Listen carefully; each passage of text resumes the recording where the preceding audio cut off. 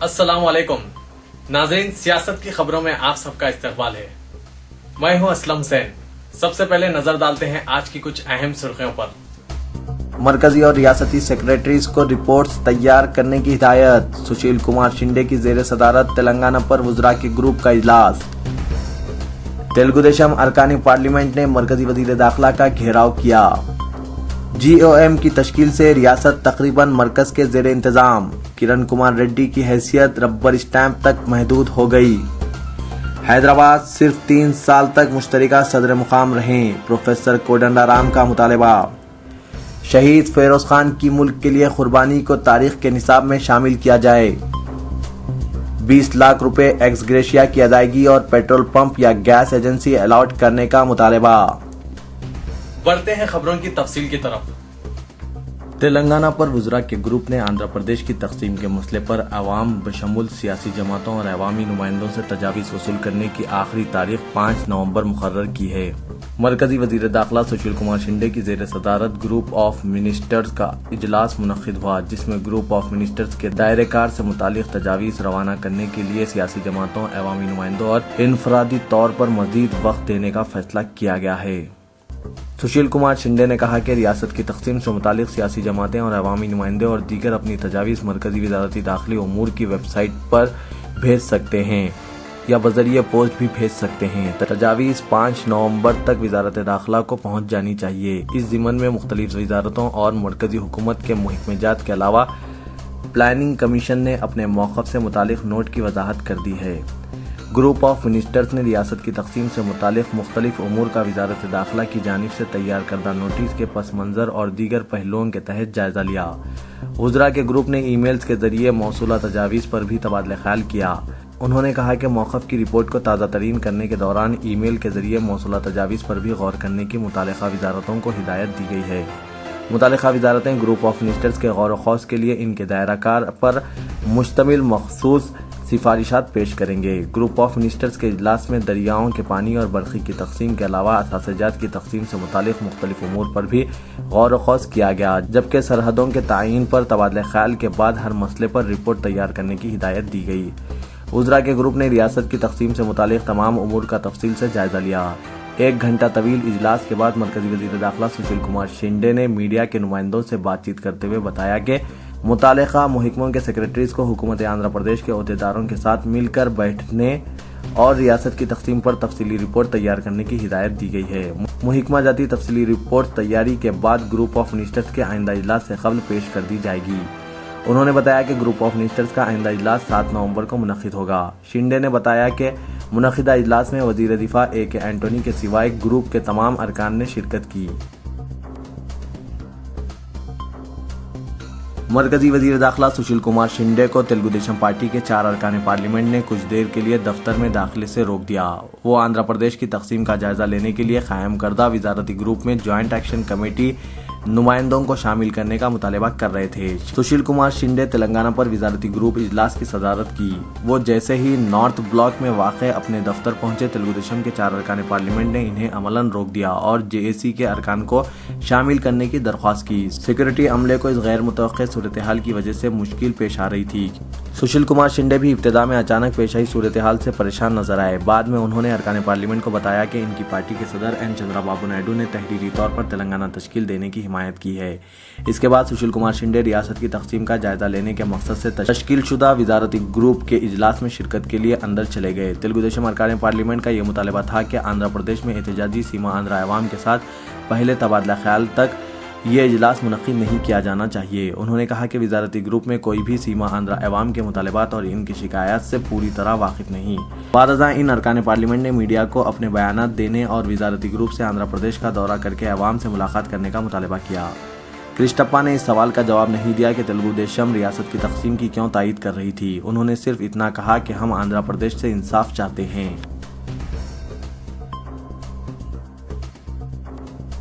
अगरचे के सरकारी तौर पर ऐलान नहीं गया, लेकिन ग्रुप ऑफ मिनिस्टर की तश्कील के साथ रियासत तकरीबन मरकज की हुक्मरानी के तहत आ गई है।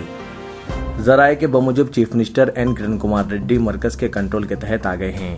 سینئر عہدیداروں اور محکمہ جات کے سربراہوں سے کہا گیا ہے کہ وہ چیف سیکرٹری کے ذریعے راست طور پر مرکز کو رپورٹ کریں۔ بالواسطہ طور پر مرکزی وزیر داخلہ ریاست پر حکمرانی کر رہے ہیں۔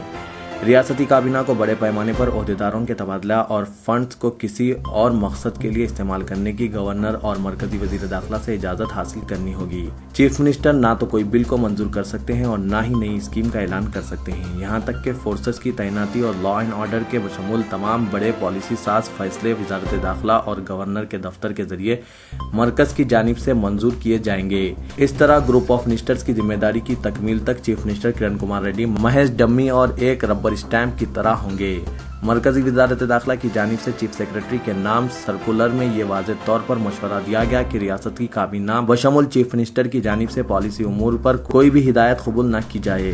اس طرح ریاستی حکومت نئے پروگرامز و پالیسیوں کا اعلان نہیں کر سکتی، سوائے اس کے کہ جو گزشتہ اسمبلی بجٹ اجلاس میں پہلے ہی منظور کیے گئے ہیں۔ چیف منسٹر کی حیثیت ایک ربر اسٹیمپ کی طرح ہو گئی ہے۔ سونیا گاندھی ریاست کی تقسیم کے عمل کی تکمیل اور تازہ انتخابات تک کرن کمار ریڈی کو عہدے پر برقرار رکھنا چاہتی ہیں۔ تلنگانہ پر گروپ آف منسٹر مرکزی وزیر داخلہ سشیل کمار شنڈے، وزیر دفاع اے کے اینٹونی دیگر پر مشتمل ہے۔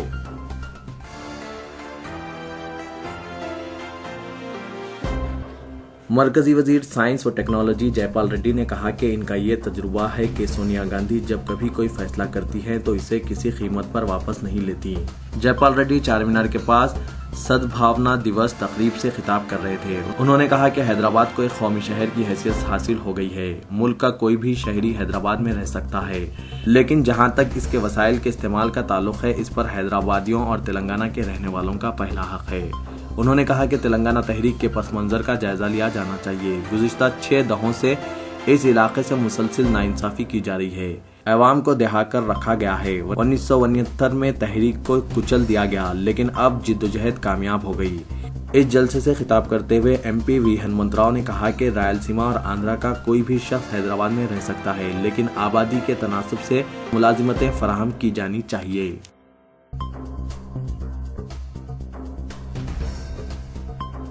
ریاستی اقلیتی کمیشن نے پاکستانی فوج کی فائرنگ سے جموں و کشمیر میں شہید لانس نائک محمد فیروز خان کی موت پر تعزیت کا اظہار کیا اور دلیری و ہمت کے ساتھ ملک کی حفاظت کے لیے جان نچھاور کر دینے کی ستائش کی اور ایک تعزیتی قرارداد منظور کرتے ہوئے شہید فیروز خان کو خراج عقیدت پیش کیا۔ کمیشن نے مرکزی و ریاستی حکومتوں کے علاوہ وزارت دفاع سے شہید فیروز خان کی قربانی کو تاریخ کا نصاب میں شامل کرنے، افراد خاندان کو 20 لاکھ روپے ایکس گریشیا ادا کرنے، پختہ مکان کی فراہمی، بیوہ یا کوئی فرد خاندان کو سرکاری ملازمت فراہم کرنے کے علاوہ ایک پیٹرول پمپ یا گیس ایجنسی منظور کرنے، 10 ایکڑ زرعی اراضی حیدرآباد کے اطراف و اکناف میں الاٹ کرنے اور ملٹری اسکول میں شہید لانس نائک کے بچوں کو تعلیم کی فراہمی کو یقینی بنانے کا مطالبہ کیا۔ مائنارٹی کمیشن کے اجلاس کے بعد سردار سرجیت سنگھ اور گوتم جین ارکان کے کمیشن کے ہمراہ میڈیا کو رویداد سے واقف کرواتے ہوئے صدر نشین اقلیتی کمیشن جناب محمد عابد رسول خان نے بتایا کہ قرارداد منظور کر کے مکمل تفصیلات کے ساتھ مرکزی اور ریاستی حکومت کے علاوہ وزارت دفاع کو روانہ کرنے کا فیصلہ کیا گیا۔ انہوں نے D G P police commissioner اور سائبرآباد پولیس کمشنر کی دسہرہ عید الاضحیٰ کے موقع پر بہتر انداز میں امن و ضبط کی برقراری پر ستائش کی۔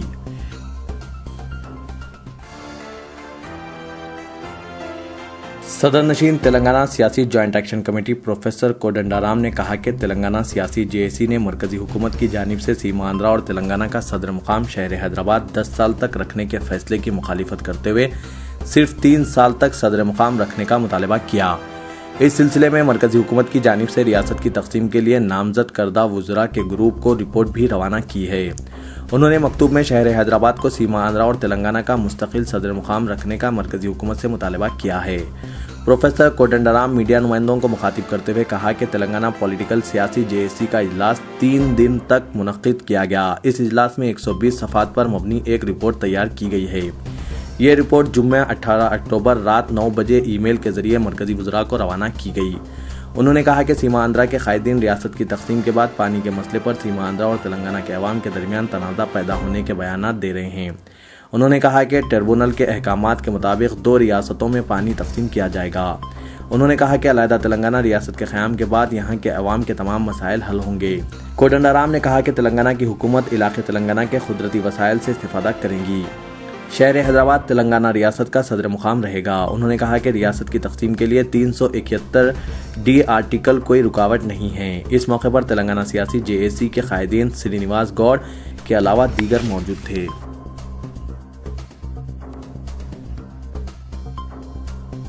तेलुगुदेशम पार्टी के फिरक़ेवाराना नजरियात की हामिल भारतीय जनता पार्टी से क़ुर्बत इख्तियार करने की सूरत में पार्टी से किनाराकशी इख्तियार कर लेने का ऐलान पर जनाब जाहिद अली खान रुकन पोलिट ब्यूरो तेलुगुदेशम पार्टी से दामोदर रेड्डी सदरनशीन AP legal cell Congress party ने दफ्तर सियासत पहुंचकर मुलाकात की और इनके इस मुस्तहसिन इक़दाम की सताइश की।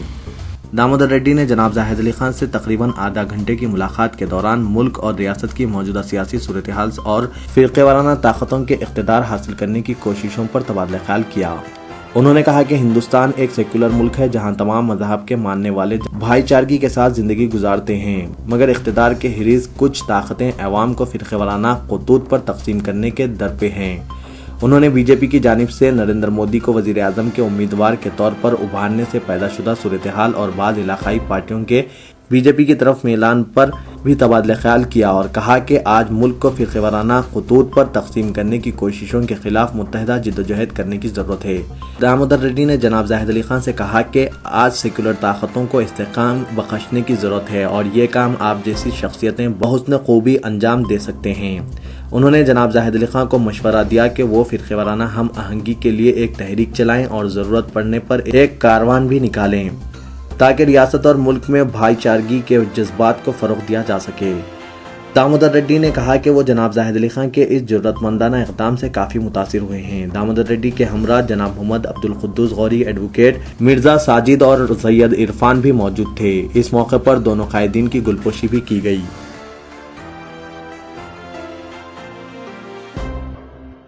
मुख्तलिफ रियासतों से ताल्लुक़ रखने वाली जूनियर और सीनियर टीमों के दरमियान नई दिल्ली में 2020 टूर्नामेंट का इनेकाद अमल में आया था, जहां मेहमान खुसूसी की हैसियत से हिंदुस्तानी क्रिकेट टीम के साबिक़ कप्तान मोहम्मद अज़हरुद्दीन ने शिरकत की। इस मौके पर नौजवान खिलाड़ियों से खिताब करते हुए हैदराबाद के साबिक़ स्टाइलिश बैट्समैन मोहम्मद अज़हरुद्दीन ने इन्हें मशवरा दिया कि वो अपने कैरियर में कोच की अहमियत को नज़रअंदाज ना करें, क्योंकि एक अच्छा कोच अपने शागिर्दों से सिर्फ बेहतर मुजाहरे की ख्वाहिश करता है।